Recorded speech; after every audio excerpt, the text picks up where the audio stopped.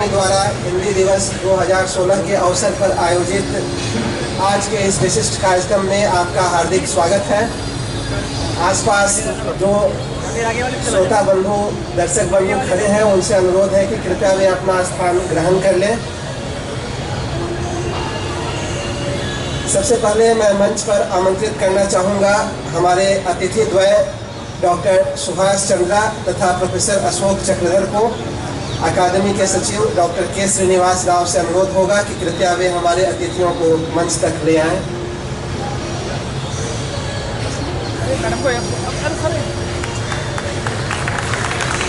मित्रों, अकादमी में हमने आज ही सुबह राजभाषा सप्ताह का उद्घाटन समारोह मनाया है।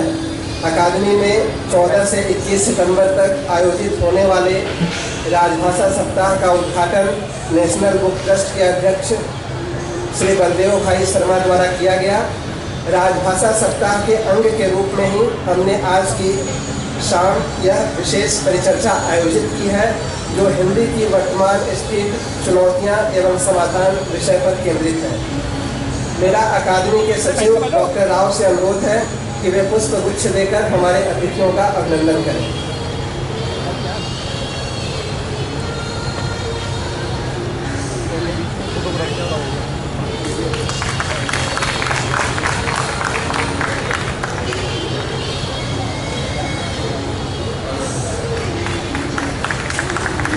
अब मैं अकादमी के सचिव डॉक्टर के श्रीनिवास राव को स्वागत संभाषण के लिए आमंत्रित करता हूँ।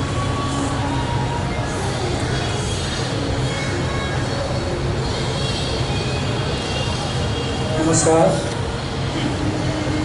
आदरणीय डॉक्टर सुभाष चंद्र जी, आदरणीय प्रोफेसर अशोक चक्रधर जी, उपस्थित विद्वानों, लेखकों, साहित्य प्रेमियों, मीडिया कर्मियों और मित्रों, हिंदी दिवस के अवसर पर आयोजित आज के इस विशिष्ट कार्यक्रम में आप सभी का हार्दिक स्वागत और अभिनंदन है। जैसा कि आप सभी जानते हैं कि 14 सितंबर 1949 को स्वतंत्र भारत की संविधान द्वारा लिए गए निर्णय के अनुसार हिंदी को सरकारी कामकाज की भाषा यानी राजभाषा के रूप में स्वीकार किया गया था। इसलिए प्रत्येक वर्ष 14 सितंबर को हिंदी दिवस के रूप में मनाया जाता है।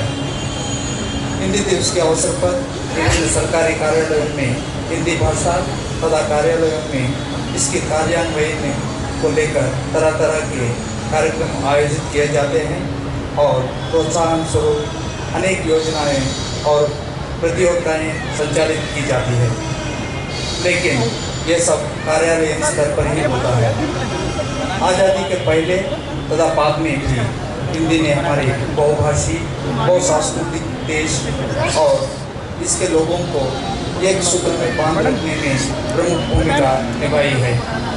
लेकिन हमारा दुर्भाग्य है कि विगत 65 वर्षों से भी अधिक से प्रयासों के बावजूद हम अभी तक हिंदी को संपूर्ण राजकाज की भाषा के रूप में नहीं अपना पाए हैं। इसलिए हमने यह जरूरी समझा कि औपचारिक हिंदी सप्ताह के आयोजन से अलग हटकर हिंदी भाषा की दशा, दिशा और चुनौतियों पर एक सार्वजनिक कार्यक्रम भी आयोजित किया जाए। हमारी इसी सोच का परिणाम है आज का यह विशेष कार्यक्रम।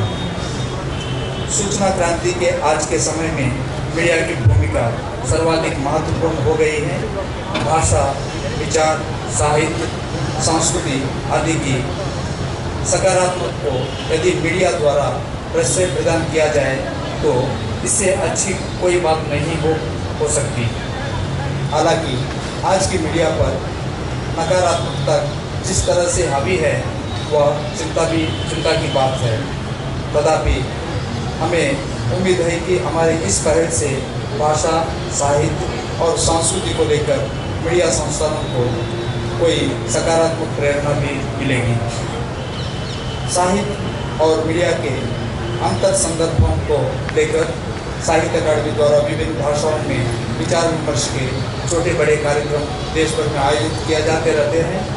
भाषा में मीडिया के अंतर संदर्भों पर भी उनमें प्रकारांतर पर चर्चा होती है। पिछले वर्ष 14-15 फरवरी 2015 को हिंदी की साहित्यिक पत्रकारिता पर हल्द्वानी में एक संगोष्ठी की साहित्य कार्यक्रम द्वारा आयोजित की गई है। प्रायः ये देख गया है कि मीडिया द्वारा भाषा को एक ट्यून की तरह इस्तेमाल किए जाने के सिवा उस पर विशेष ध्यान नहीं दिया जाता। हिंदी के संदर्भ में मीडिया पर यह आरोप भी लगता है कि वो भाषा को बिगड़ रही है। तथापि इसमें कोई संदेह नहीं है कि हिंदी भाषा के प्रचार प्रसार में मीडिया की सार्थक भूमिका रही है। खासकर इलेक्ट्रॉनिक मीडिया हिंदी को जन जन तक पहुंचाने की काम किया है। हमें विश्वास है कि मीडिया और साहित्य के दो विशिष्ट प्रवक्ताओं के सहचर में आयोजित यह परिचर्चा निश्चय की सार्थक सिद्ध होगी।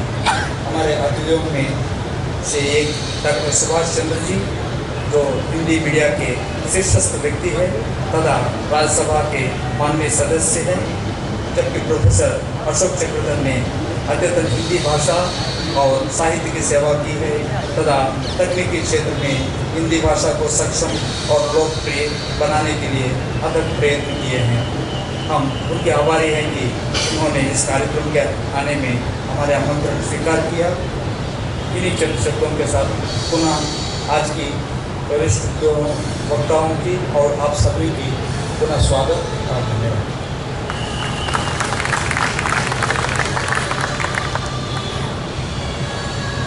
धन्यवाद डॉक्टर राव।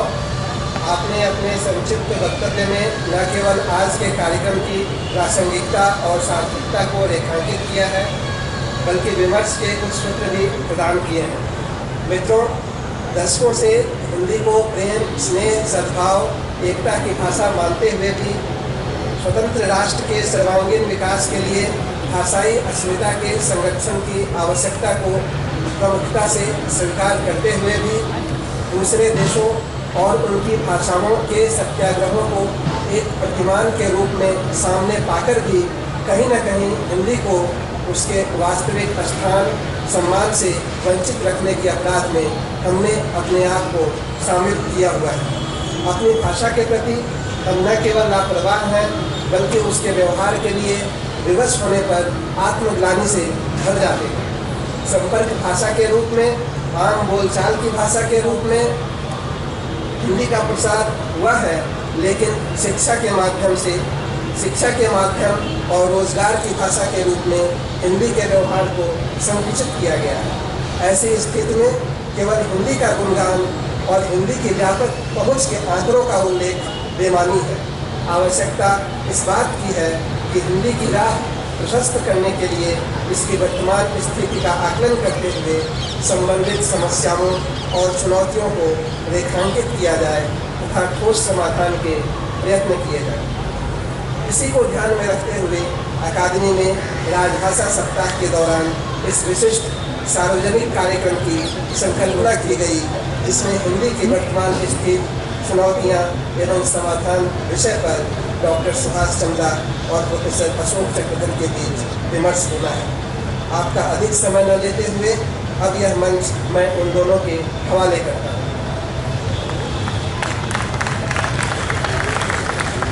तो दोनों के हवाले कर दिया। हम दोनों में से दोनों को तय करना होगा कि किसके हवाले। चूँकि मैं बोल पड़ा हूँ तो बोल पड़ा। एक दिव्य वृक्ष के नीचे हम दोनों बैठे हैं। थोड़ी सी उमस है, जिससे कुछ बादल बने होंगे।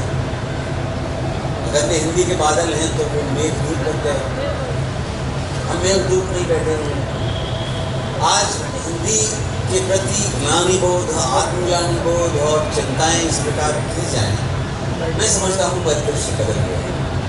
हिंदी वैश्विक स्तर पर देश देशांतर पार करते हुए उस जन तक भी जा रही है जिसको भारत से प्यार है। वे हिंदी सीखना चाहते हैं। हिंदी के अच्छे दिन शायद आ सकते हैं अगर हम मिलकर प्रयत्न करें।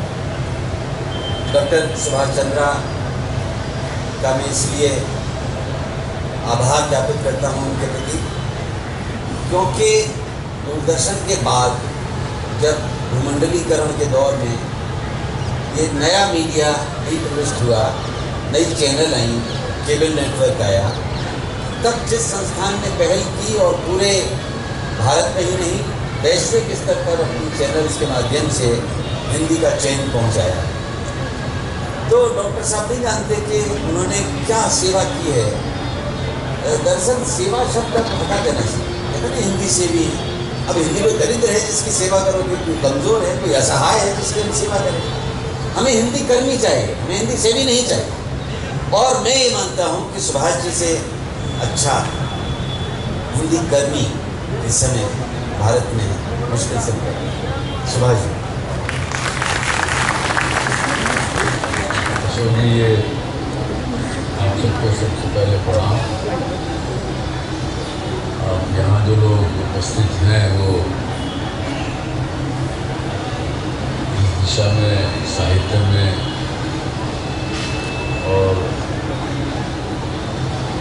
सभी इस तरीके से मेरे से आगे हैं, फिर भी मैं अपनी थोड़ी समझ है उससे बात बताना चाहूँगा। मैं थोड़ा सा बिना और भूमिका के अक्टूबर 1992 में ZTV का, यानी भारत के पहले निजी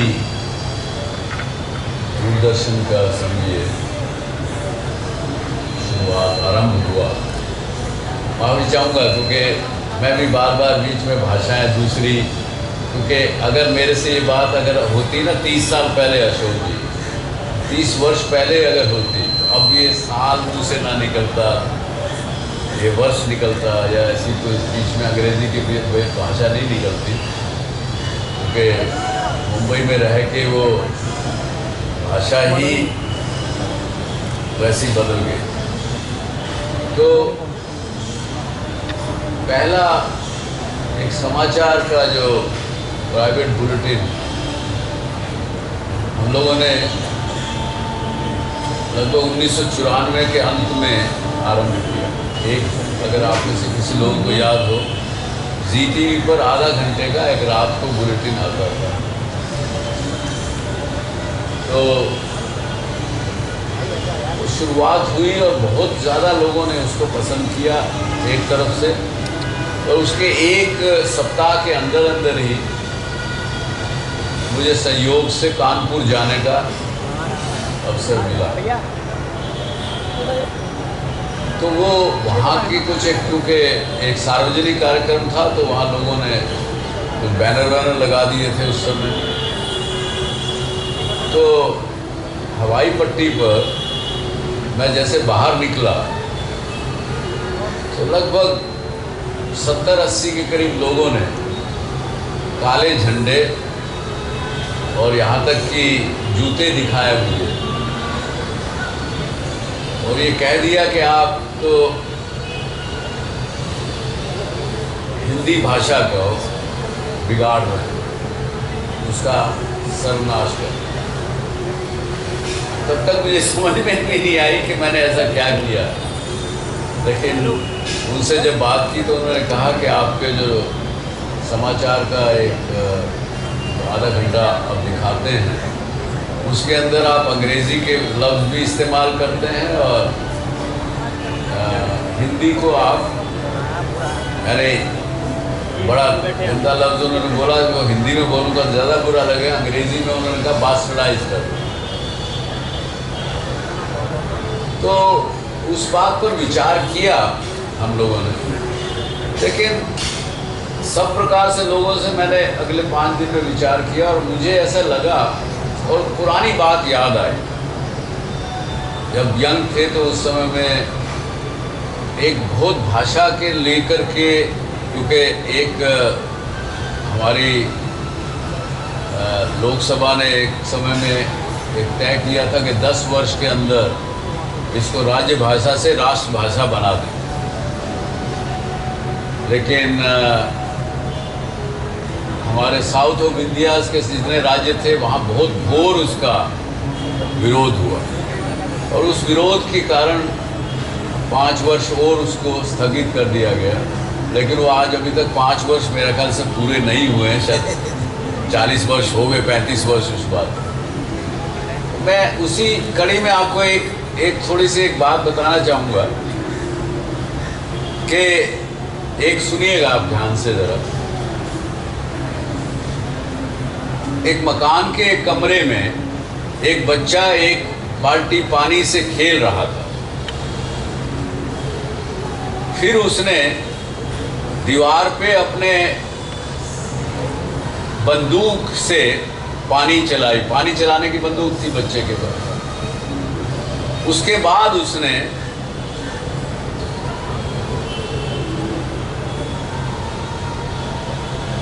एक दाल और सब्जी खाई।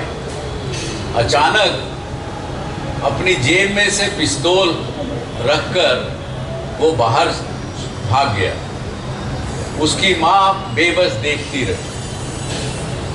अब ये बात मैंने कही है इतनी, दिखने में तो हमको हिंदी लगती है। आप जो भाषा के पूरे जानकार हैं उसमें से शायद जो हिंदी के लफ्ज़ इसमें नहीं हैं उसको शायद निकाल लेंगे, लेकिन ये बातें मुझे, क्योंकि आज यहाँ आना था तो इसलिए थोड़ा काम किया।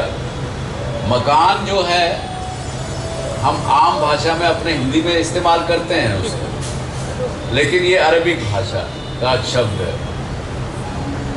कमरा एक इटालियन भाषा है। बच्चा पर्शियन भाषा से हमने उठाया। अब ये मुझे नहीं पता आप इस बात से सहमत होंगे कि नहीं। बाल्टी एक पोर्चुगीज भाषा का एक हिस्सा है। दीवार पर्शियन, फिर वापस बंदूक टर्किश, और उसने उड़द की दाल और सब्जी खाई। उड़द तमिल भाषा का एक अंग है, सब्जी फिर टर्किश है, पिस्तौल अंग्रेजी का शब्द है, बेबस संस्कृत से लिया गया। तो इतनी भाषाओं का सम्मिश्रण पहले से ही हिंदी में हो चुका है। तो इसलिए मैं ये कहूँगा कि शायद केवल यही एक कारण है कि जिसकी वजह से हिंदी का प्रचार प्रसार आगे बढ़ा है। देखिए, एक तरफ तो हम लोग बहुत कहते हैं कि हिंदी का एक डाइंग भाषा बन रही है, दूसरी तरफ मैं ये मानता हूँ कि हिंदी का प्रचार हुआ, बढ़ी है भाषा। पहले अगर मद्रास जाते थे तो वहाँ वो अगर थोड़ी बहुत हिंदी जानते भी होंगे तो बोलते नहीं थे। जैसे आप अभी भी फ्रांस में चले जाएं तो अंग्रेज़ी उनको आती है, लेकिन वो फिर भी नहीं बोलेंगे, वो फ्रेंच ही बोलना पसंद करेंगे। वो आपको उंगली हिला देंगे, बोले मुझे नहीं आती अंग्रेज़ी। तो इसी प्रकार से स्थिति थी, लेकिन आज सभी राज्यों में हिंदी को बोलने भी लगे हैं और कुछ टूटी फूटी भी बोले। जी जी, तो कैसे भी बोले, मेरे ख्याल से वो प्रचार हो रहा। आप ठीक कह रहे हैं सुभाष जी, भाषाएं मेल मिलाप से आगे बढ़ती हैं, और अगर ये मेल मिलाप न हुआ होता तो हमारे पास बहुत सीमित शब्द रहे होते। अगर हम पूरे आर्यावर्त के संदर्भ में देखें और ये देखें कि किन किन लोगों का मिलाप इतिहास में कब कब हुआ था, तो वो मिलाप सिर्फ व्यावसायिक या अपने निजी हितों के लिए नहीं होता है, वो भाषा का अपने आप अंदर अंदर से होता है। एक लिपि है ब्राह्मणी लिपि, उससे कितनी सारी भाषाएं भारत में बन गई। आज आप समझने की कोशिश करो तो एक लिपि से निकली हुई भाषाओं को समझना आसान होगा। तो वे भाषाएं जो कालांतर में एक दूसरे में आत्मसात हो गई, और इसमें लेखकों साहित्यकारों की बड़ी भूमिका रही। मलिक मोहम्मद जायसी के पास फारसी भी थी, तो ब्रजभाषा भी थी, तो अवधी भी थी। और अगर आप उनका पद्मावत पढ़ें तो आज आपको उसमें ढेर सारे जैसे शब्दों का उदाहरण सुभाष जी ने दिए हैं, तो आप ढूंढते ढूंढते रह जाएंगे और पा नहीं सकेंगे कि इसका मूल स्रोत क्या है, इसकी उत्पत्ति क्या है, इसकी पैदाइश कहाँ से हुई। तो हिंदी की संपन्नता उसकी बोलियों से आई है, आपका मानना बिल्कुल ठीक है।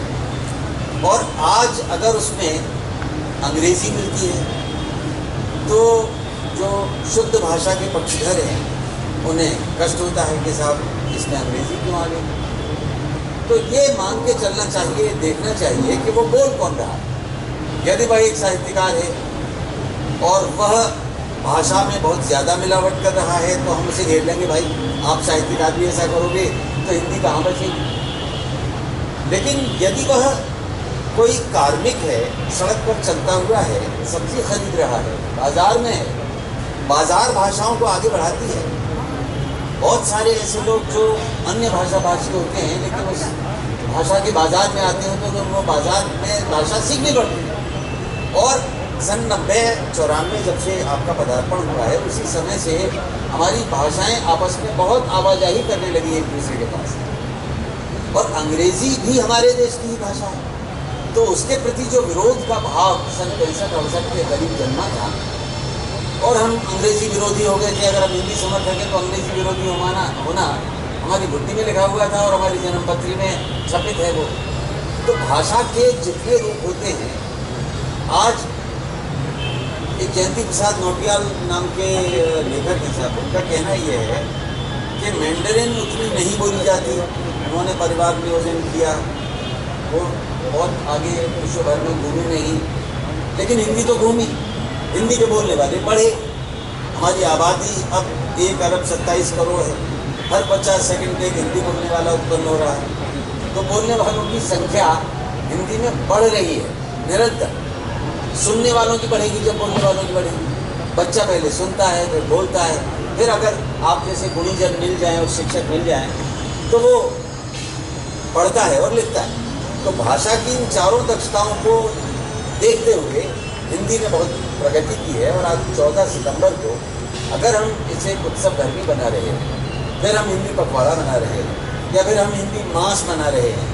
सुभाष जी तो अपने चैनल के माध्यम से 365 दिन हिंदी वर्ष मनाते हैं। तो हिंदी के विकास को अब हमें दैन्य भाव से नहीं देखना चाहिए, ऐसा मेरा मानना है कि हमारे अंदर कोई हीनता क्यों। हिंदी हीनता बीमारी हुई दूसरे बताते हैं, हिंदी संपन्न है बस लड़ती नहीं है, अपना अधिकार नहीं मानती है, वो सामंजस्य बनाए रखती है, सद्भाव की भाषा बनी रहती है। तो मैं ये चाहूँगा कि वे लोग जो थोड़े से कुंठित रहते हैं या कुंठित कर देते हैं दूसरे आदमी को, वे हिंदी को बड़े हृदय की भाषा मानते हुए उसमें मेल मिलाप से दुखी ना हो। अगर हिंदी को रखना है जिंदा तो मेल मिलाप से मत होना शर्मिंदा। और अशोक जी मैं एक और बात कहूँगा, देखिए मेरा निजी रूप से ऐसा विश्वास है, जहाँ हमारी हिंदी भाषा हमें कहीं बहुत दूर और बहुत ज़्यादा आगे बढ़ा सकती थी यदि उच्च शिक्षा हमारे देश में हिंदी भाषा में दी जाए। उसका एक मैं उदाहरण आपको एक देना चाहूँगा। मैं तो बहुत घूमा और आप भी सब लोग शिक्षक और ये सब हैं, आप भी बहुत जगह गए होंगे। एक छोटा सा उदाहरण आप लीजिए, लुधियाना एक जगह है जिससे आप पंजाब में आप वो माना जाता है कि आप वहाँ पे कोई भी कठिन से कठिन पुर्जा किसी न किसी मशीन का कल पुर्जा आप उनको दिखा दीजिए, उनको 2-5 दिन समय दे दीजिए, वो बना के आपको दे देंगे। अब वो जितने काम करने वाले हैं वो साधारण तरह की वो खराब मशीन से काम करते हैं। कोई बड़ी अच्छी कोई उच्च क्वालिटी की कोई मशीन नहीं है। और वो सारे उनको कहते हैं रामगढ़िया मैकेनिक मिस्त्री उनको बोलते हैं। अब वो अनपढ़ है, वो फिर भी उसको देख करके अच्छे से अच्छा मशीन बनाता है, अच्छे से पार्ट बनाता है, सब कुछ करता है। आप इतना अंदाज़ा लगाइए कि यदि उस व्यक्ति को हमने उसकी भाषा में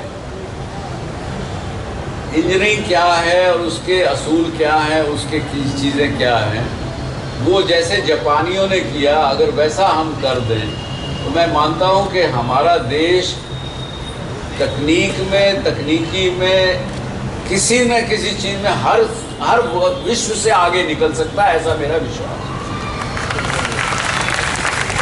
और अगर हम सब लोग इकट्ठे हो जाएं और हम एक ही डिमांड, एक ही अपना रखें कि उच्च शिक्षा भारतवर्ष में हमारी अपनी भाषा में होनी चाहिए। बहुत अच्छा, वाह वाह वाह। और साइंस के जो जितने रिसर्च लेबोरेटरीज हैं, रिसर्च के काम चल रहे हैं, वो भी हमारी भाषा में अगर हो जाए तो मैं समझता, जो आदमी अंग्रेज़ी जानता है, अंग्रेज़ी बोलता है, अंग्रेज़ी में ही सोचता है, सब कुछ करता है, लेकिन उसको भी बहुत सी चीज़ें साइंस के युग में नहीं समझ में आती हैं।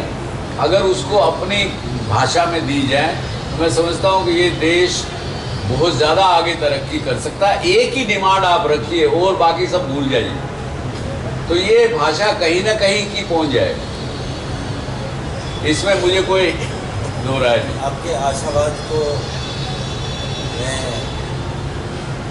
उसको नमन करता हूँ, आपका जो आशावाद है, और मैं भी आपके ही कतार में कहीं खड़ा हुआ एक व्यक्ति हूँ। दरअसल हमने क्या किया कि अपनी लोक भाषाओं से हिंदी को समृद्ध करने की कोशिश नहीं की। एक गलती जो हमसे हुई, आवाज़ तो पढ़ाने वाले मित्र यहाँ बैठे हुए हैं, थोड़ा आप प्रयास करिए ऊंचा बोलने का। इस माइक के स्वास्थ्य की चिंता है। मैं ये कहना चाहता हूँ कि अंग्रेजी के शब्दों को अगर हमने देवनागरी लिपि में स्वीकार कर लिया होता उच्च शिक्षा के दौरान, और पाठ्य पुस्तकें बनाते समय हमने उनकी बहुत कठिन हिंदी न की होती, तो शायद हम सफल हो गए होते। और अब ये सिलसिला प्रारंभ हो रहा है। मैं राजभाषा के अधिकारियों से भी भेंट होती है मेरी, विभिन्न मंत्रालयों में भी हिंदी के कामकाज से जुड़े होने के नाते मैं उनसे बात करता हूँ। तो मैं पारिभाषिक शब्दावली आयोग का विरोधी नहीं हूँ, लेकिन उन्होंने प्रारंभिक उत्साह में 14 नवंबर 1949 के बाद जो कार्य शुरू कराए, उसमें संस्कृत निष्ठ हिंदी डाली। आपको याद होगी एक फिल्म आई थी चुपके चुपके, उसमें धर्मेंद्र थे और बड़ी शुद्ध हिंदी बोलते थे। वो हिंदी जीवन व्यवहार में कोई नहीं बोलता, मजाक बन रहा था हिंदी का। और लोगों ने, जो हिंदी के लोग थे, उन्होंने ऋषिकेश मुखर्जी जी से कहा कि ये तो आप हिंदी का अपमान कर रहे हैं। उन्होंने स्वीकार किया, लेकिन उन्होंने कहा कि मैं इस माध्यम से ही कम से कम आपके अंदर एक प्रश्न तो खड़ा करना चाहता हूँ कि क्या ये हिंदी है या वो हिंदी है जो एक ड्राइवर सहज भाव से अपने होने वाले सफर के साथ बातचीत का प्रयोग कर सकता है? नहीं। तो हमने कठिन शब्द बना के उसको मजाक का विषय बनाया, वो हमें बंद कर देना चाहिए। उससे बेहतर ये है कि जिन शब्दों का जन्म अंग्रेजी पर्यावरण में हुआ या फ्रेंच पर्यावरण में हुआ या किसी स्पेनिश पर्यावरण में हुआ, हमको उसको उसकी ध्वनियों के साथ स्वीकार करते हुए देवनागरी लिपि प्रदान कर देनी चाहिए। और इस तरह आप देखेंगे कि आपके पास ज्ञानोत्पादन का साहित्य होगा। और सुभाष जी सिर्फ तकनीक के क्षेत्र में या इंजीनियरिंग में ही नहीं, चिकित्सा एक बहुत बड़ा क्षेत्र, चिकित्सा ना सभी। आप देखिए, विधि न्याय एक ऐसा क्षेत्र है जहाँ जज साहब ने क्या लिख दिया और वकील साहब ने क्या बहस की, वो अलग एक तकनीक है। तो जिस भाषा के बारे में आप जानते नहीं हैं, हमारे विद्वान से विद्वान अंग्रेजी के लोग भी वहाँ बैठ जाए तब भी उन्हें वकील की और जज की अंग्रेजी समझने में परेशानी आएगी। तो हमें जिन क्षेत्रों में जिस कारण कोई भाषा इस्तेमाल में लाई जाती है, उस कारण को छूट देनी चाहिए। अगर किसी डॉक्टर से हम शुद्ध हिंदी की अपेक्षा रखेंगे, मेरे ख्याल से हम उसके साथ ज्यादती कर रहे हैं। और अगर हम बहुत अधिक शुद्ध हिंदी बोलने की कोशिश करेंगे, वह भी आपने उदाहरण सुन ही लिया। सुभाष जी, मैं लगभग 4 दशक से शिक्षक भी रहा और मैंने अनेक विभागों में नियुक्तियों के दौरान एक सवाल किया कि 1 मिनट तक आप हिंदी बोलकर दिखाइए, और इस क्षमा के साथ कि मिनट शब्द भी हिंदी का नहीं है। मैं कहूँ कितने पल के लिए, अब पल कितना होता है, 1 सेकंड के बराबर होता है नहीं होता, तो मेरे पास अपनी हिंदी में समय गणना बोधक शब्दों का ही अभाव है। मैं कैसे बताऊँ मिनट सेकंड के बिना? चलिए, मैंने उसको हिंदी मान लिया। मैंने पाया कि एक वाक्य, दो वाक्य, 1 मिनट पूरा तो किया ही नहीं किसी ने, 45 सेकंड में हथियार डाल दिए। और फिर मैंने उसे बताया कि तूने किस भाषा के किस शब्द का प्रयोग किया। अब हम हिंदी को व्यापक हृदय वाली भाषा बनाना चाहते हैं। ये हमारे लिए एक चुनौती है जो हमने लिखा है, और समाधान इसका ये है कि हृदय को विराट करें। कि साहित्य में आप शुद्ध भाषा बनाइए, लेकिन दूसरे क्षेत्रों में अगर थोड़ी मिलावट हो रही है उसे देख के खुर्दमत हो जाएगी। एक होते हैं शुद्धतावादी, वही हो जाते हैं बुद्धतावादी। फिर कुछ होते हैं बुद्धतावादी, बुद्धवे, जो तटस्थ रहते हैं, भैया हमें क्या लेना, ये भाषा में लड़ाई का मुद्दा ही नहीं। हमें चाहिए हिंदी में प्रबुद्धतावादी सोच। आप प्रबुद्धता के साथ, हिंदी के साथ देश के विकास को जोड़ें, ऐसा मैं मानता हूँ। जी बिल्कुल ठीक है। तो और कुछ आपके प्रश्न है तो बताइए, या क्या कैसे आगे बढ़ाएं इस चर्चा? प्रश्न की बात करें तो इतने बड़े अनुभवी व्यक्ति आप बैठे हैं, आपने व्यावसायिक जगत में इतना कार्य किया कि कभी पीछे मुड़कर नहीं देखा, और सकारात्मक जीवन मूल्यों को सदैव अपनाया, आगे बढ़े, प्रगति करी, निंदाएं नहीं हुई, चिंता नहीं की उनकी उन्होंने, और भाषा को अप्रत्यक्ष ढंग से बढ़ाया। अब मैं आपसे पूछना चाहता हूँ, जिस मंच पर हम बैठे हुए हैं ये साहित्य अकेडमी का है। राव साहब प्रयत्न में लगे रहते हैं कि भारत की सभी भाषाओं के साहित्य का आदान प्रदान हो। उड़िया साहित्य का अनुवाद हिंदी में, हिंदी का बांग्ला में, तमिल में, तेलुगु में, मलयालम में, कन्नड़ में, मलयालम में, इन सारी भाषाओं में। तो हम आपके नेटवर्क के जो लोग हैं उनसे ये अपेक्षा क्यों न करें कि इस साहित्य को अनुदित करके, अच्छे साहित्य को, कुछ अच्छे कार्यक्रम अपने मंचों पर बनाएं। हालांकि आपकी 8 चैनल है, मुझे मालूम है, जो अलग अलग भाषाओं में काम कर रही हैं, लेकिन अगर उन विभिन्न भाषाभाषी चैनल्स, भाषाभाषियों के बीच वो चैनल एक सकारात्मक कार्य कर रही हैं, तो क्यों न वो हिंदी के, उर्दू के, पंजाबी के, इन साहित्यकारों के रचित यथार्थ को उनकी भाषा में परोसने का काम करें। कर सकते हैं, हम देखते भी हैं, कुछ कार्यक्रम ऐसे बना रहे हैं हम जो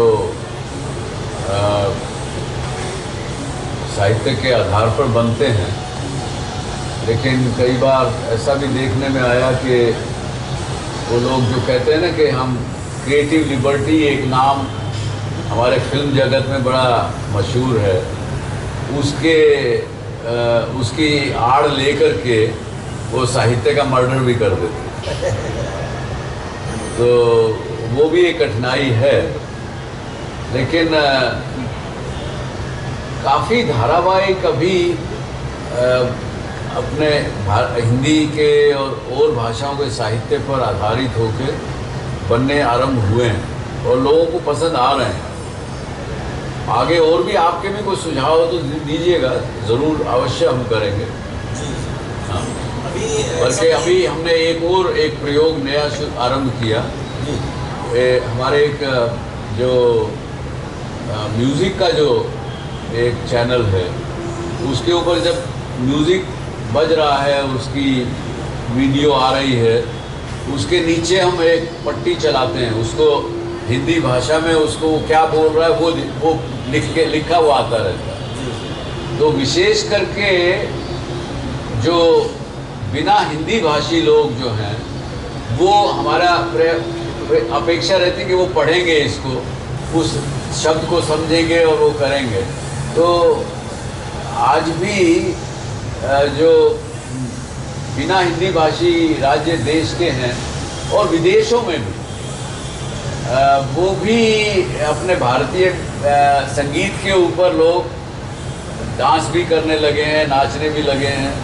धीरे धीरे हो रहा है, ऐसा मेरा मानना है। बिल्कुल, मैं चूँकि वो आपकी चैनल नहीं है इसलिए उसका नाम नहीं लूँगा। एक चैनल है जो रविन्द्रनाथ टैगोर की कहानियों को बहुत अच्छा रूपांतरित कर रहे हैं। तो ये इस पर निर्भर करता है कि गुणवत्ता पर हम कितना ध्यान देते हैं, और साहित्यकार खासकर नाजुक मामलों में बहुत संवेदनशील हो जाते हैं और आक्रामक भी हो जाते हैं और वंदना भी ज़्यादा करने लगते हैं।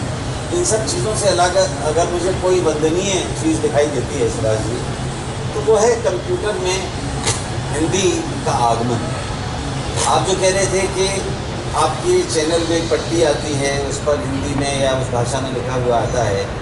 अब ऐसा सॉफ्टवेयर हमारे पास है आज की तिथि में कि आप जो बोल रहे हैं वो तत्काल पीछे पट्टी पे आता जाएगा। हाँ हाँ तो बिल्कुल। गूगल ने एक राइटिंग इनपुट टूल बनाया है कि आप बोलते जाइए और आपको किसी टंकण की या आशुलिपिक की या तत्काल अनुवादक की आवश्यकता नहीं पड़ेगी।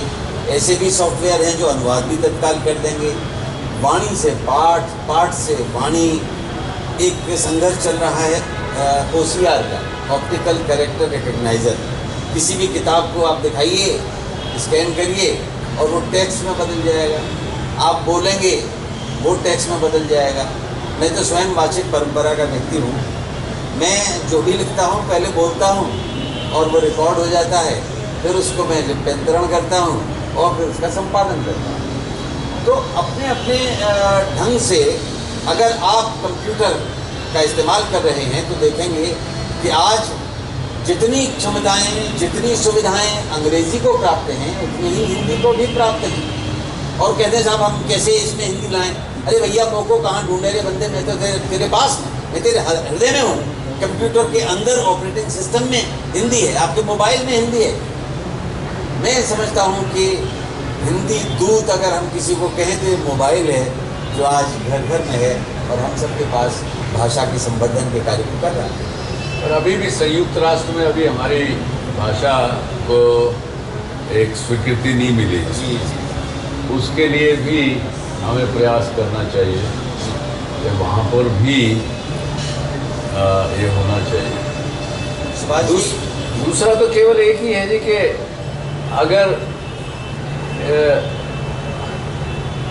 अगर मुझे रोजी रोटी के लिए मेरी भाषा काम में आने लगे तो इसका, इसीलिए मैंने वो आपको उदाहरण दिया कि अगर उच्च शिक्षा हमारी अपनी भाषा में हो जाए तो उससे काफ़ी लाभ मिल पाए। अभी आपने संयुक्त राष्ट्र संघ में हिंदी की बात कही। 10 जनवरी सन 1975 को पहला विश्व हिंदी सम्मेलन हुआ था और उसमें जो प्रस्ताव पारित किए गए थे अनुशंसाओं के, उसमें यह था कि संयुक्त राष्ट्र संघ में हिंदी आनी चाहिए। अब 75 को कितने वर्ष हो गए? दूसरा विश्व हिंदी सम्मेलन हुआ, फिर तीसरा हुआ, फिर चौथा हुआ, 5वें विश्व हिंदी सम्मेलन से मेरी भी सहभागिता उसमें बढ़ गई। छठा लंदन में हुआ, 7वां सूरीनाम में हुआ, 8वां न्यूयॉर्क में हुआ, 9वां जोहानिसबर्ग में हुआ, 10वां भोपाल में हुआ, 11वां मॉरिशस में होने जा रहा है। इन सब में बार बार यही दोहराया जाता है कि संयुक्त राष्ट्र संघ में अगली बार हमारी भाषा आधिकारिक भाषा की पहुँचा जाए। और इसमें सुभाष जी आपका योगदान बहुत उपयोगी हो सकता है, क्योंकि सिर्फ 100 करोड़ रुपए चाहिए। सिर्फ ये तो आपने सन 84 में ही कमा के देखा है, बहुत समय हो गया।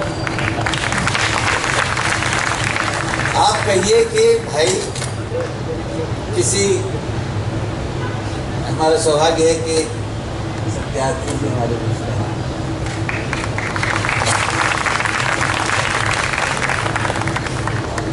इसके 2 निदान हैं मनोहर।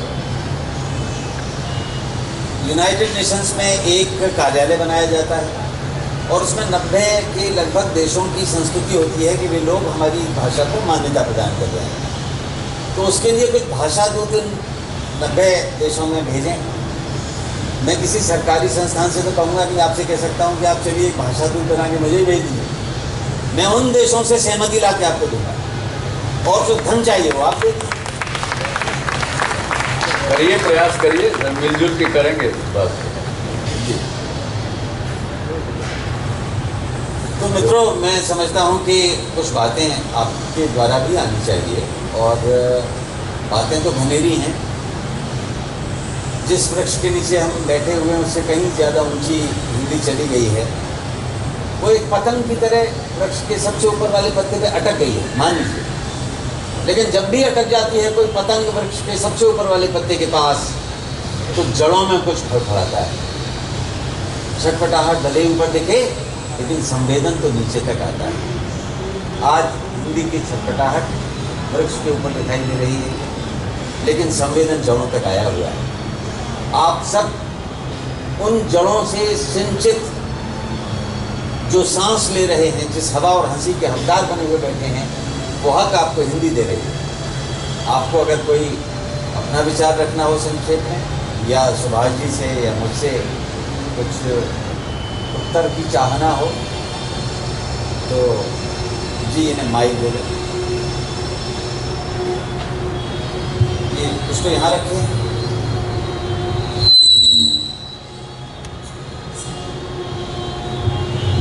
नमस्ते सर। सर एक्चुअली मैं सामने आकर कुछ कहना चाहती हूँ हिंदी के विषय में, अपनी भाषा के विषय में। क्या आपकी इजाज़त है? वहीं से कहिए। बहुत लोग थैंक यू। यहाँ आना चाहेंगे तो अपने को रात यहीं गुजारनी पड़ेगी।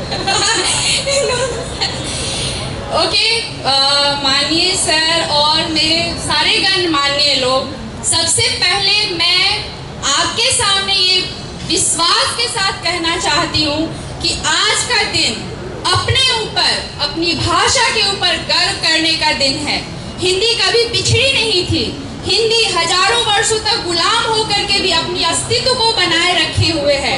और आज हम बात करते हैं कि नहीं, हिंदी के सामने चुनौतियां हैं, वास्तव में हैं, लेकिन वो चुनौतियां हमारी उपज है, हमारी सोच की उपज है। अगर हमारे मन से ये चीज निकलता है कि नहीं, हम अपनी भाषा के साथ आगे बढ़ सकते हैं, विश्व में अपनी पहचान स्थापित कर सकते हैं, तो कोई भी भाषा हमारी भाषा को झुका नहीं सकती।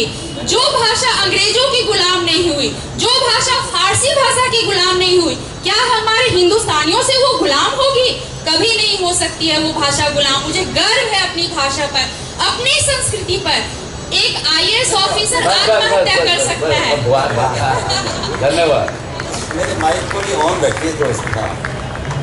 अच्छा सुनिए, आप प्रश्न करिए, विचार। अरे आगे भी कोई सर नमस्कार। इधर भी हाथ। फर्स्ट ऑफ ऑल सर, कोई प्रश्न हो तो पूछना चाहिए। देखिए जी एक सेकंड।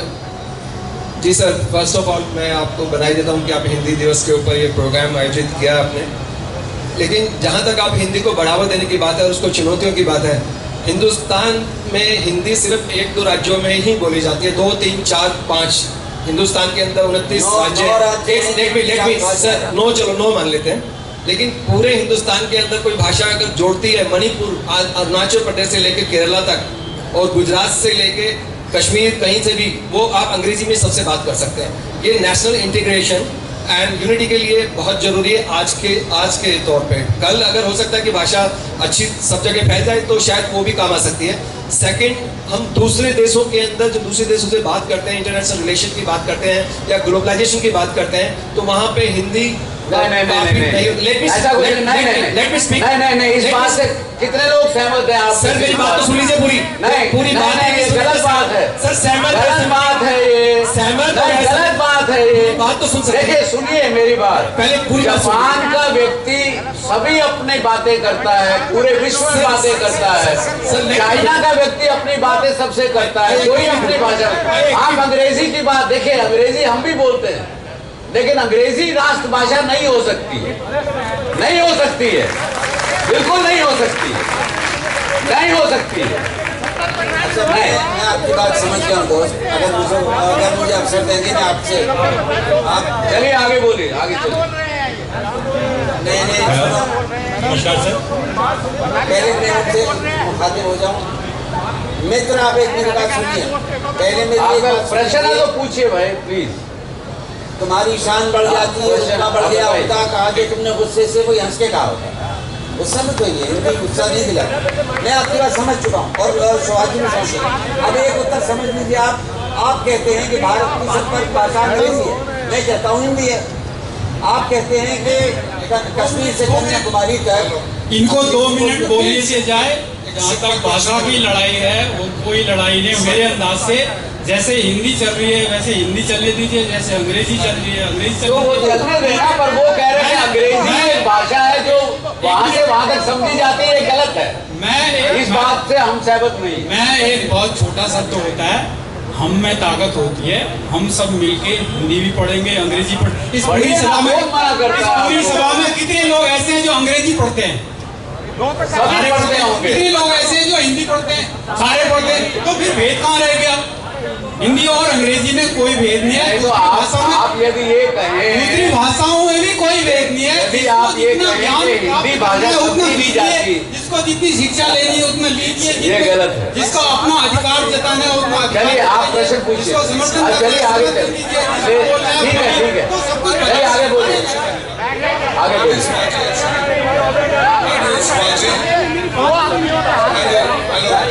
आप बोलिए ना, आप बोलिए। स्वाजी ऐसा है, हम लोग टीवी चैनल चलाते हैं और हम फिल्में बनाते हैं हिंदी पे, लेकिन हमारे जो सेलिब्रिटीज होते हैं या टीवी चैनल्स होते हैं, जब कोई इंटरव्यू होती है या कोई बात होती है या कोई स्पीच देते हैं वो इंग्लिश में देते हैं,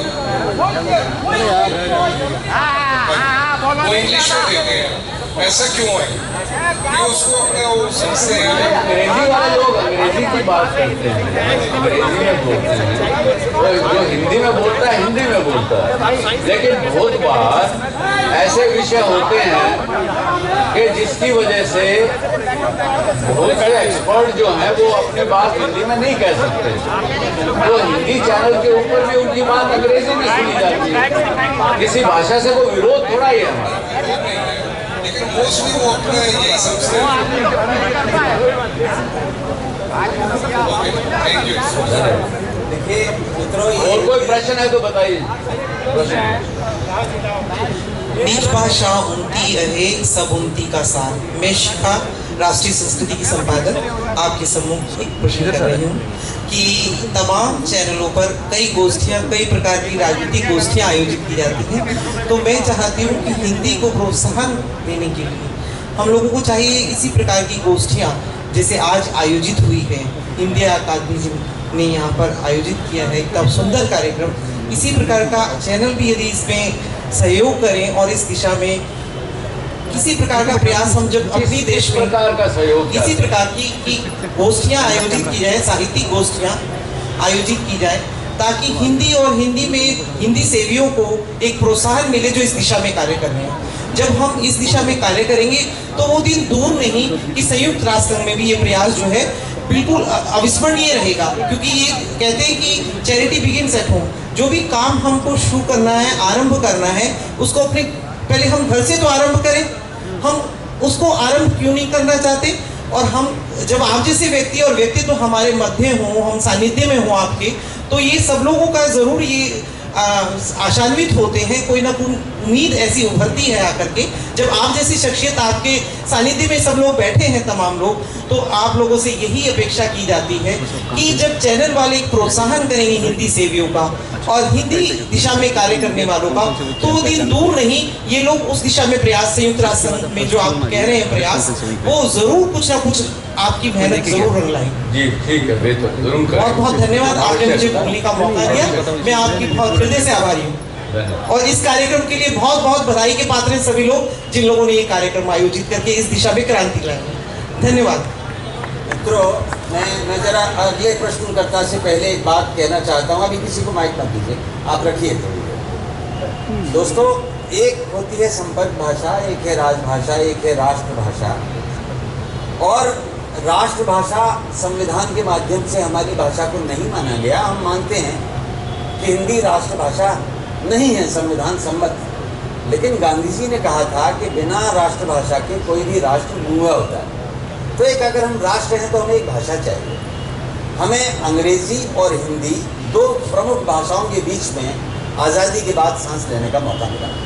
गांधी जी ने कहा था कि अगर आपका देश दबाने वालों के पक्ष का है, संपन्नों का है, पूंजीपतियों का है, सामंतों का है, ब्रिटिशर्स का है, औपनिवेशिक सत्ता का है, तो आप अपनी भाषा अंग्रेजी रखिए राष्ट्रभाषा। और अगर दलितों का है, वंचितों का है, निरीहों का है, गरीबों का है, मुफलिसों का है, मध्य वर्ग का है, व्यापारियों का है, कारीगरों का है, तो आप हिंदी रखिए। ये संघर्ष चला रहा है। इस बीच में अंग्रेजी की स्वतः प्रगति हुई। एक वक्त था जब अंग्रेजी को हम हिंदी और भारत का दुश्मन मानते थे, लेकिन 90 के बाद में अंग्रेजी के माध्यम से हमारे युवाओं ने जो प्रगति की है, तब से हमारे अंदर अंग्रेजी के प्रति कोई दुर्भावना नहीं रह गई। आज हमारे बच्चों के अंदर कोई कुंठा नहीं है कि अंग्रेजी खराब है या हिंदी खराब है। वे दोनों भाषाओं को चाहते हैं, यहाँ तक कि अपनी मातृभाषा को भी। एक बालक अपने जीवन में 3 भाषाएं सीख सकता है। एक उसकी मातृभाषा जिस भी क्षेत्र में वो आया, दूसरी उसकी संपर्क भाषा जो कि हिंदी या अंग्रेजी हो सकती है। मैं सहमत हूँ कि अंग्रेजी में भी संपर्क होता है, लेकिन हिंदी में ज़्यादा होता है। अंग्रेजी में संपर्क होता है अमीरों का, उच्च मध्य वर्ग का और साधन संपन्नों का, और हिंदी में संपर्क होता है गरीबों का, व्यापारियों का, कारीगरों का, रेल यात्रियों का और व्यापक जनता का। तो इसमें कोई अनुपात देखना चाहेंगे तो अंग्रेजी उसके सामने मित्र में उसका समर्थक हूँ, लेकिन खैर पाएगी। जितनी हिंदी बोली जाती है उतनी अंग्रेजी संपर्क भाषा के तौर पर अभी विकसित नहीं हुई है। भाषाएं विकसित हों, भाषाएं जिंदगी के लिए मेरे भाई, हमारी अंग्रेजी। दूसरा एक और भी देखिए, जो संविधान में जब बाबा साहब अम्बेडकर, उनकी अपनी मातृभाषा मराठी थी, लेकिन उन्होंने भी लिखा कि देश की राष्ट्रभाषा केवल और केवल हिंदी ही हो सकती है। ये उन्होंने अपने उसमें लिखा है। और कुछ और? जी तो बोलिए। प्रश्न डॉक्टर सुभाष चंद्रा से है छोटा सा। आज टीवी बहुत सशक्त माध्यम हो गया है भाषाओं का और भाषाओं को बढ़ाने का और विचारों के आदान प्रदान करने का। ऐसे में क्या ये वो नहीं आवश्यक नहीं हो जाता कि टीवी पे आने वाले रिपोर्टर्स और एंकर्स को इतनी अच्छी ट्रेनिंग, इतना अच्छा प्रशिक्षण दिया जाए कि वो ये ध्यान रहे उनको कि जिन शब्दों का इस्तेमाल कर रहे हैं वो उनके बात के लिए ज़रूरी है। मैं एक छोटा सा आपको उदाहरण देता हूँ। कुछ साल पहले एक टीवी रिपोर्टर के साथ दिल्ली में ही बलात्कार हुआ। एक दूसरी चैनल की टीवी रिपोर्टर बता रही थी अति उत्साह में कि इस तरह से उस लड़की को कार से वो सड़क पर से कार में घसीट लिया गया और उसके साथ बाकायदा बलात्कार। मैं आज तक हैरत में हूँ कि किसी अपराध का कोई कायदा नहीं होता। उनको शायद ही नहीं बताया गया कि बाकायदा और बेकायदा शब्द कहाँ इस्तेमाल। ये बात चर्चा आज ही दिन में हमारी हुई है। कम से कम हम जी न्यूज़ और जी संबंधित जितनी चैनल हैं उनमें हम आवश्यक इस बात के लिए ध्यान दे रहे हैं कि उनको उनकी भाषा की उनको कुछ बेसिक जानकारी उनको दी जाए। ज़रूर, ये बात आपकी सही है, करना आवश्यक है। जी नमस्ते। मैं 2 बातों पे जरा ध्यान दिलाना चाहूँगा। एक तो अभी जो यूनाइटेड नेशंस की बात हुई, असल में बार बार मुद्दा उठता है, मीडिया में बहुत जगह छपता है कि 100 करोड़ की बात है। मैं थोड़ा सा अपडेट करना चाहूँगा, क्योंकि मैं जुड़ा रहा हूँ, अशोक जी जानते हैं 100 करोड़ का मुद्दा भारत सरकार के लिए कभी भी नहीं रहा, ना पिछली सरकार के लिए रहा, ना आज सरकार के लिए है। वहाँ पर मुद्दा जो है 96 देशों के समर्थन का है। जो यूनाइटेड नेशंस की जो रचना है वो इस प्रकार की है कि हमारा एक एडुकेसी पेपर बना था, भारत सरकार ने एडुकेसी पेपर वो जगह जगह भेजा। उसमें जो 96 देश हमारी समर्थन भी कर देते हैं, जैसे 6% यूनाइटेड नेशंस का तब खर्चा था जो भारत उठाता था, 24% खर्चा था जो यूनाइटेड नेशंस अमेरिका उठाता था। तो जब भाषा बन जाएगी, जो 6 करोड़ थे वो पूरे हो चुके हैं, उस पूरी व्यवस्था को और जो उसका हर महीने खर्चा आएगा, सालाना खर्चा आएगा, वो भी उन देशों में बटेगा जिनमें जो यूनाइटेड नेशंस को संचालित करते हैं। उसके लिए वो देश खर्चा उठाने के लिए हिंदी के लिए तैयार करना एक थोड़ी सी मुश्किल बात है। मैं क्षमा चाहता हूं, मैंने सूचना अपडेट किया नहीं, तो आप काम करिए। देखिए, मैं तो इतना कर सकता हूं कि जी समूह की तरफ से हम अशोक जी को एक हिंदी भाषा का एम्बेसडर बना के 4 देशों में भेजने को हम तैयार हैं, उसका खर्चा उठाने को तैयार। बिल्कुल। जो दूसरा एक जो अहम चुनौती है, जो मेरे ख्याल से अभी तक जिस पर बात नहीं हुई है, वो अहम चुनौती है 8वीं अनुसूची की। 8वीं अनुसूची में भारतीय की 22 भाषाएं हैं, जिसमें कि एक हिंदी भी है। अभी संघर्ष चल रहा है, राजस्थानी का संघर्ष चल रहा है, भोजपुरी को अभी इसी सत्र में आने का, आप राज्यसभा में हैं। मुझे लगता है अगर इस प्रकार, मैं अभी क्षेत्र का हूँ, हमारा क्षेत्र भी मांग करेगा, अशोक जी बड़े क्षेत्र से ये भी मांग करेंगे, क्या भी उठ रहा है अभी छत्तीसगढ़ की बात। तो मुझे लगता है कि हमें कहीं न कहीं ऐसे कार्यक्रमों से ये वातावरण बनना चाहिए कि हिंदी को छिन्न भिन्न, चिंदी ना हो। हमारी जो भाषाएं हैं, हमारी जो बोलियां हैं, वो अपने उनको विकास करें और हिंदी सबसे अलग होकर अलग बने फूले। धन्यवाद। देखिए, 42 भाषाएं ऐसी हैं, भारतीय भाषाएं, जो हमारे रिजर्व बैंक के जो नोट अब छपते हैं उन पर आने के लिए लालायित थे। आज भी 17 भाषाएं हमारे करेंसी नोट के ऊपर लिखी जाती हैं। 42 भाषाएं और हैं जो अपने आप को उसमें वहाँ पे देखना चाहते हैं। पर आपने बड़ी अच्छी सुझाव दिया कि दूसरी भाषाओं के लोग भी थोड़ा सा संयम बरतेंगे तो अपने आप हिंदी का और उत्साह बढ़ेगा। एक आपने जो प्रोफेशनल आगे होंगी भाई, आपने जो प्रोफेशनल, अगर आप जो नेगेटिव ही सोचते रहेंगे तो नेगेटिव ही सोचते रहिए। आपने जो प्रोफेशनल्स के बीच में इस भाषा की बात कही थी, उसी पे एक छोटा सा रिमार्क देके आपके थॉट्स इनवाइट करना चाहती हूँ, क्योंकि मैं सुप्रीम कोर्ट में वकालत करती हूँ। तो सुप्रीम कोर्ट की वकालत में आपने सही कहा कि अंग्रेज़ी जानने वाले भी वहाँ बैठकर ये पता नहीं लगा सकते कि क्या बहस हो रही है और अल्टीमेटली क्या ऑर्डर आ रहा है। पर एक बहुत इंटरेस्टिंग बात यह है कि सुप्रीम कोर्ट में अगर आप जाएंगे तो उसके ऊपर उसका मोटो लिखा हुआ है, न्याय मम धर्म, और धर्म जैसे शब्द की कोई व्याख्या नहीं है किसी भी और भाषा में। तो ये जो सुंदरता है हिंदी की, ये सुंदरता और किसी भाषा में मिल ही नहीं सकती।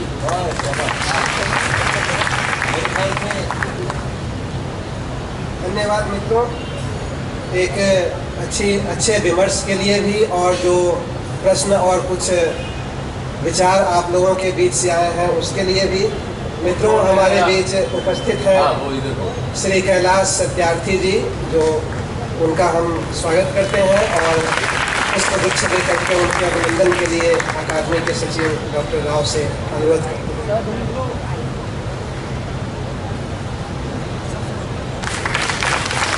मित्रों, कैलाश जी से बुलवाइए ना, इसी वर्ष उनके भी विचार हम सब लोग जाने।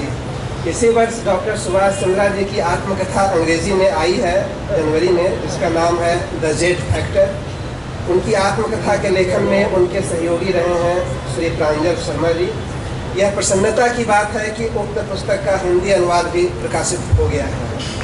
मुझे लगता है कि यह एक उचित अवसर है कि उक्त हिंदी अनुवाद द जेट फैक्टर सही समय पर गलत आदमी को लोकार्पित किया जाए। मैं इसके लिए मंच पर श्री कैलाश सत्यार्थी जी को आमंत्रित करता हूँ। अकादमी के सचिव डॉक्टर के श्रीनिवास राव से भी अनुरोध है कि वे मंच पर आ जाए।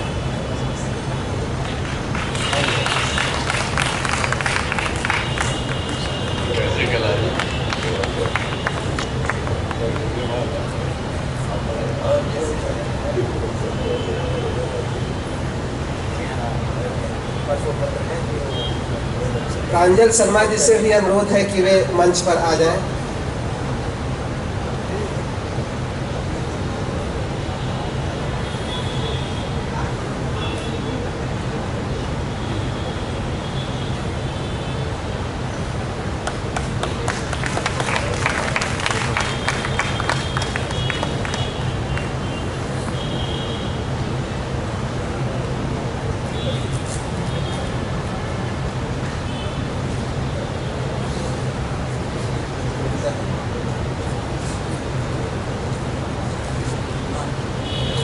बहुत ज़्यादा ही पैक कर दिया गया है।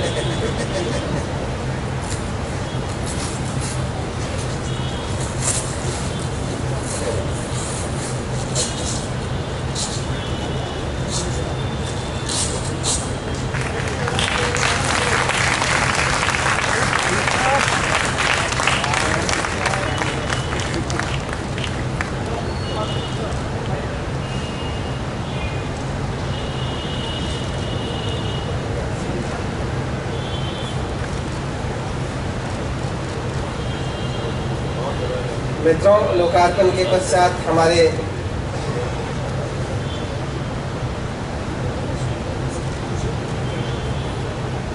अतिथियों से अनुरोध है कि वे कृपया स्थान ग्रहण करें और श्री कैलाश सत्यार्थी जी से अनुरोध होगा कि वे इस अवसर पर 2 शब्द कहें। श्री कैलाश सत्यार्थी जी।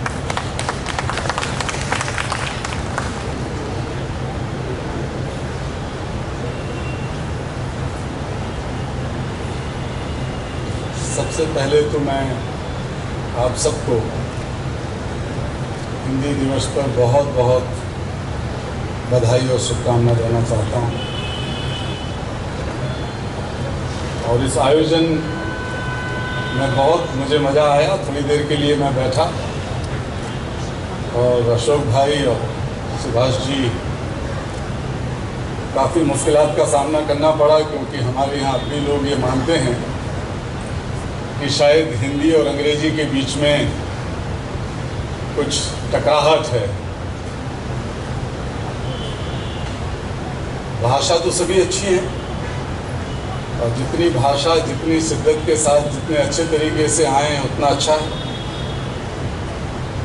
लेकिन अगर एक राष्ट्र के नाते हम अपनी राष्ट्रभाषा पर गर्व नहीं कर सकते और किसी न किसी रूप में अगर हम उस मानसिक गुलामी के शिकार अभी भी बने रहते हैं कि हमें अपनी राष्ट्रभाषा में बोलने में संकोच हो, शर्म आए, और दूसरे की किसी भाषा को जब शायद हम अच्छी तरीके से बोल भी नहीं सकते, बहुत सारे लोगों को मैं जानता हूँ, लेकिन अंग्रेजी में कुछ गटर पटर करने में उनको लगता है कि कुछ इज्जत बढ़ रही है।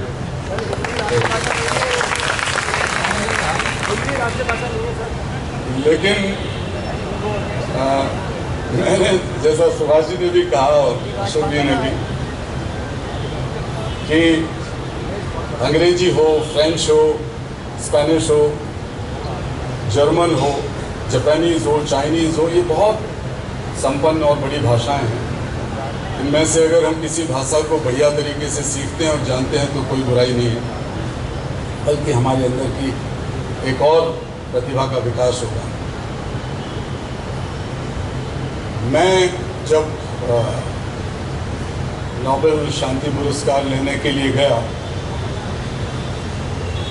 तो सबको एक 20-25 मिनट का वहाँ व्याख्यान, भाषण देना पड़ता है, एक्सेप्टेंस स्पीच।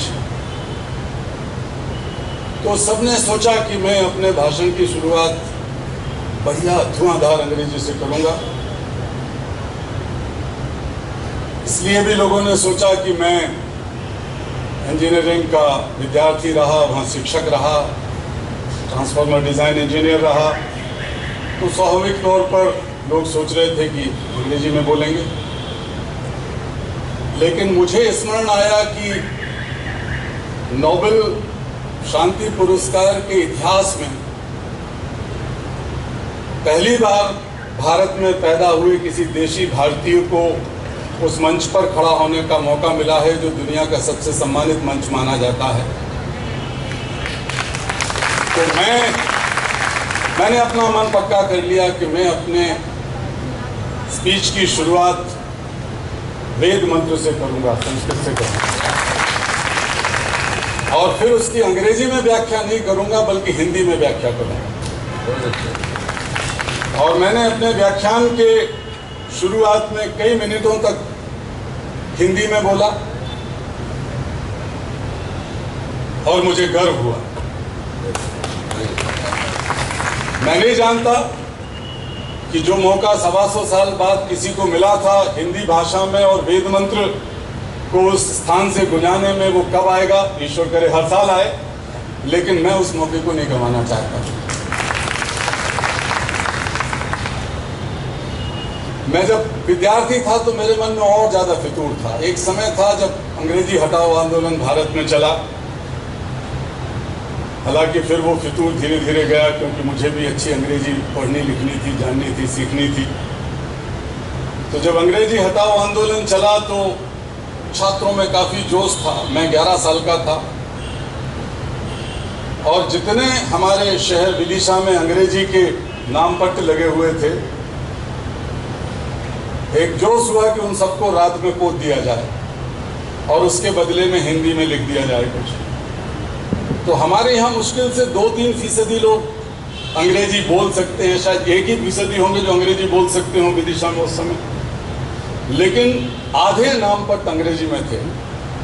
तो हम विद्यार्थियों ने उसके ऊपर कालिख पोत दी आधी रात को जाके, और सवेरा होते होते पुलिस मुझे पकड़ के गिरफ्तार कर दिया जब मैं 11 साल का था। तो इसमें बाद में मुझे लगा कि अंग्रेजी सीखनी भी जरूरी है, लेकिन हिंदी के प्रति पूर्ण सम्मान के साथ हम दूसरों के साथ मित्रता कर सकते हैं, लेकिन मेरी माँ का जो दर्जा है उसको कोई हासिल नहीं कर सकता।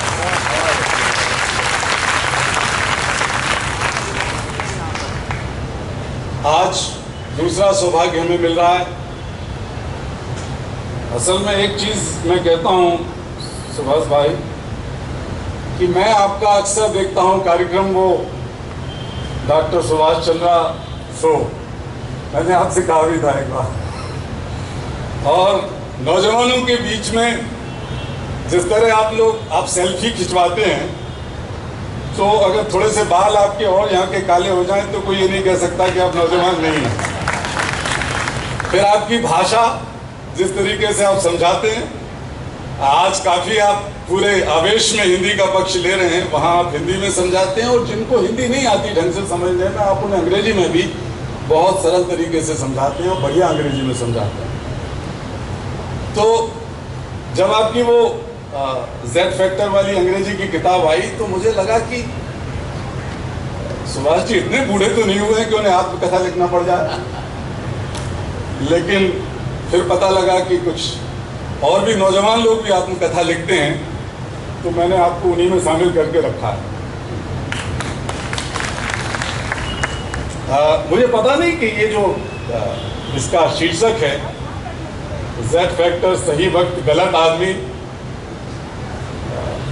2-3 साल पहले आपने लिखी होगी ये, तो हो सकता है कि उस वक्त आप ये भी लिख सकते थे कि गलत वक्त सही आदमी।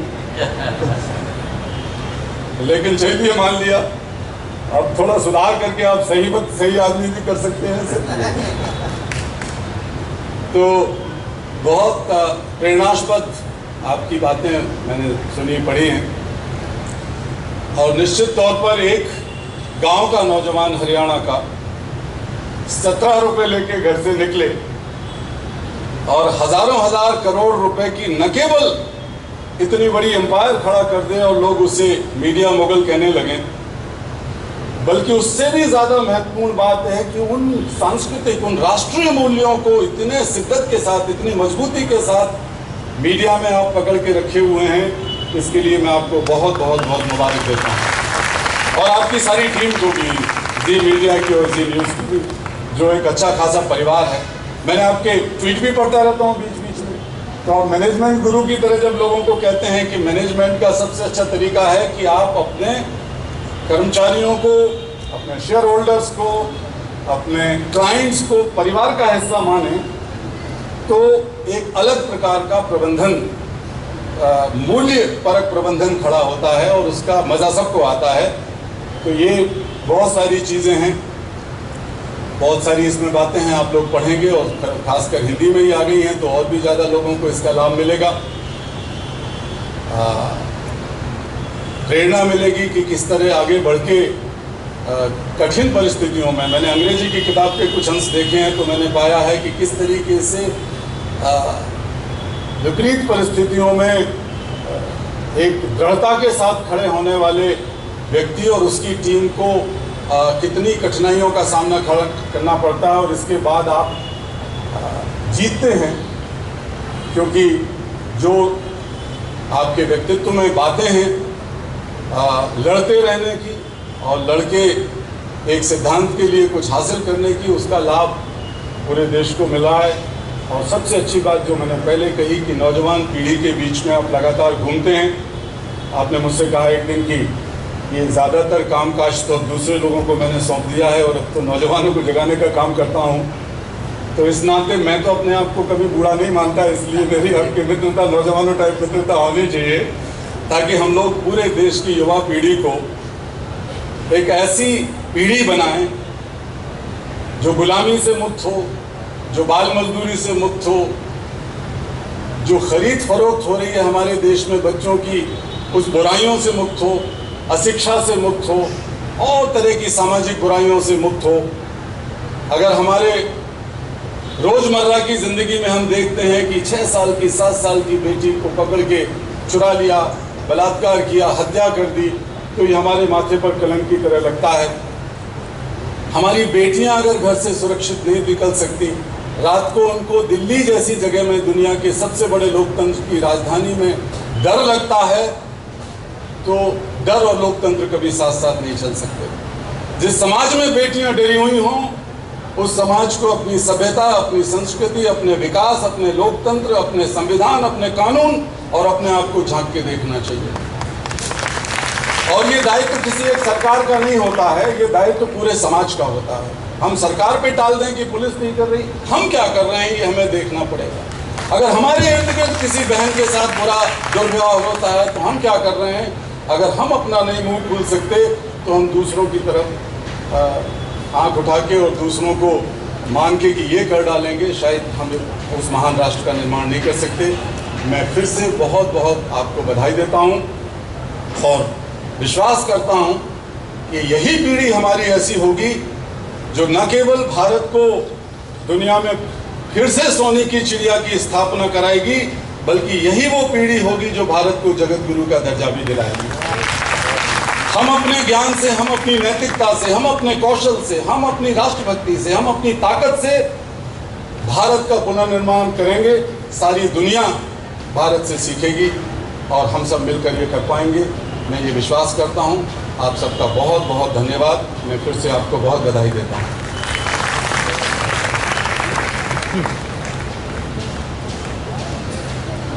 धन्यवाद श्री कैलाश सत्यार्थी जी। मित्रों, साहित्य अकादमी की तरफ से हमारे अतिथियों को पुस्तकों का एक सेट। मैं आपसे बिना कंडीशनल अपोलोजाइज करता हूँ। जो मैं उत्तेजित हुआ केवल एक बात से हुआ, आपने जो कहा ना कि हिंदी भाषा देश में सारे राज्यों में नहीं समझी जाती, जबकि अंग्रेज़ी एक कोने से दूसरे कोने तक समझी जाती है। इस पर मुझे उत्तेजना हुई। फिर भी मैं आपसे क्षमा प्रार्थना। मित्रों, अकादमी के सचिव से अनुरोध होगा कि अकादमी की द्वारा प्रकाशित कुछ हिंदी पुस्तकें, उनका सेट हमारे अतिथियों को उपहार स्वरूप दें। मित्रों, आज की इस परिचर्चा से कुछ महत्वपूर्ण बातें हमारे सामने आई हैं, जिसकी तरफ हमारे वक्ताओं ने संकेत किया है।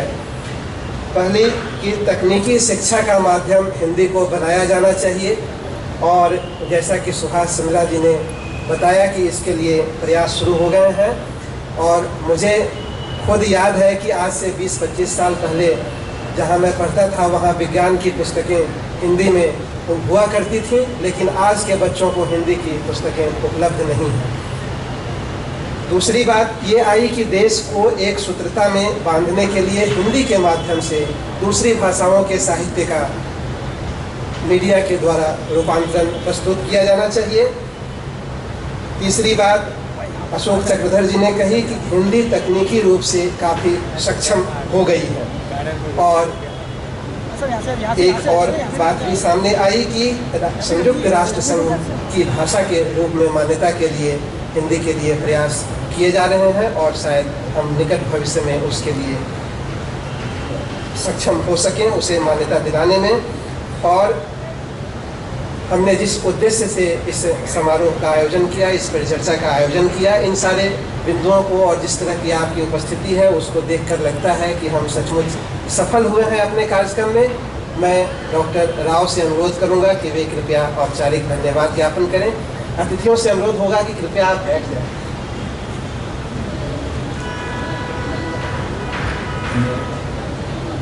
मित्रों, हिंदी दिवस के अवसर पर हिंदी की वर्तमान स्थिति और चुनौतियाँ का समाधान, इस तरह की परिचर्चा जो पहली बार अकादमी में हिंदी दिवस पर हो रही है, तो पहला भी मैंने कहा था, तो कार्यालय के लिए जो अंदर होते रहते हैं वो, उसके अलावा जो बाहर जो आमतौर पर नागरिक उनके साथ संपर्क करें, इस तरह के लिए इस सब पर चर्चा रखा है और बहुत ही अच्छे तरह से सफल हुआ। इसलिए मैं सबसे पहले आपकी उपस्थिति, क्योंकि हर एक कार्यक्रम की सक्सेस या सफलता होती है उपस्थिति के ऊपर। जो सबसे बड़ी एक चुनौती, मतलब हिंदी चुनौती तो दूसरी है, लेकिन सबसे बड़ी चुनौती जो दिल्ली में साहित्य कार्यक्रमों के लिए जो है, जो विद्वान जो आते हैं हमारे कार्यक्रमों उसका है। इसलिए सबसे पहले आप सबको धन्यवाद, और सुभाष चंद्र जी का और अशोक चक्रधर जी का इस विषय पर बहुत ही अच्छे ढंग से परिचर्चा किया, और हिंदी की किस तरह से हम आगे बढ़ाना चाहिए उन चीज़ों के लिए भी। और इस मंच से इसके लाभ उठाते हुए साहित्य अकादमी की तरफ से मैं सुभाष चंद्र जी से विनती करता हूं कि साहित्य अकादमी 24 भाषाओं में काम करती है, जिसमें हिंदी भी एक भाषा है, और 24 भाषाओं में अवार्ड पुरस्कार दिया जाता है। पुरस्कार, बाल साहित्य पुरस्कार, अनुवाद पुरस्कार, साहित्य अकादमी पुरस्कार, इनकी बहुत चर्चा भी हुई है इन दिनों में। और इस तरह का 96 पुरस्कार दिया जाता है। इसके अंदर इस 96 पुरस्कार को डिसाइड करने के लिए 2400 लेखक और स्कॉलर्स इन्वॉल्व होते हैं देश भर की, ये 24 भाषाओं में। इस तरह के प्रोसेस के बाद इस 24 अवार्ड को डिक्लेयर किया जाता है। और मेरा विनती है कि आपके द्वारा हमारी जो देश भर में 24 भाषाओं में जो बहुत अच्छे संगोष्ठियाँ इस तरह के कार्यक्रम होते रहती है, आपकी जी के माध्यम का तरफ से उनके प्रसारण भी होते रहे, क्योंकि साहित्य कार्यक्रमों को और मीडिया ने बहुत ही कम नज़र से देखती है। उनके लिए बहुत ही कम स्पेस है, आपको प्रिंट मीडिया में समझिए या विजुअल मीडिया में समझिए, अनलेस उसी में कोई उस तरह का कोई समाचार हो, उस तरह की चर्चा हो, उसकी इतने कवरेज नहीं मिलती है। लेकिन आपकी तरह कोई जो व्यक्ति हमारी जो वेदना को समझ सकते हैं, उन लोग जब तक है, ऐसे लोगों की मतलब हमें ज़रूरत है। आपके माध्यम से हमारे कार्यक्रमों की प्रसारण होते रहे, ताकि हम देश में कोने कोने तक आपकी जी न्यूज़ का या अलग और भी माध्यम का थ्रू हम जाते रह सकते हैं, और लोगों को भी पता चलेगा कि साहित्य अकादमी किस तरह से कार्यक्रम करती है और विभिन्न भारतीय भाषाओं में। मतलब हम आपसे रिक्वेस्ट करते हैं। और पुनः एक बार अशोक चक्रधर जी का एक फ़ोन कॉल में वो इस विषय पे चर्चा करने के लिए एग्री किया, और दूसरे कार्यक्रमों को कैंसिल करके, आप लोग सब जानते हैं कि आज का तो हिंदी दिवस, इस दिन जो है हिंदी की कितने भी बड़े लेखक हो, छोटे लेखक हो, उनकी बहुत ही डिमांड होता है। सवेरे से शाम तक मतलब हर जगह, हर कार्यालय में उनकी बहुत ज़रूरत होती है। इसी तरह हमारे अशोक चक्रधर जी भी सवेरे से कम एक आधा डजन कार्यक्रमों में वो भाग लिए, और एक कार्यक्रम में आधा में छोड़ के हमारे इस कार्यक्रम में आए। और उनकी तबीयत भी इतना ठीक है, उसकी तबीयत खराब है, क्योंकि सवेरे से भाषण दे रहे होंगे, उसके बावजूद भी आपको यहाँ इतने समय हमारे लिए निकाला।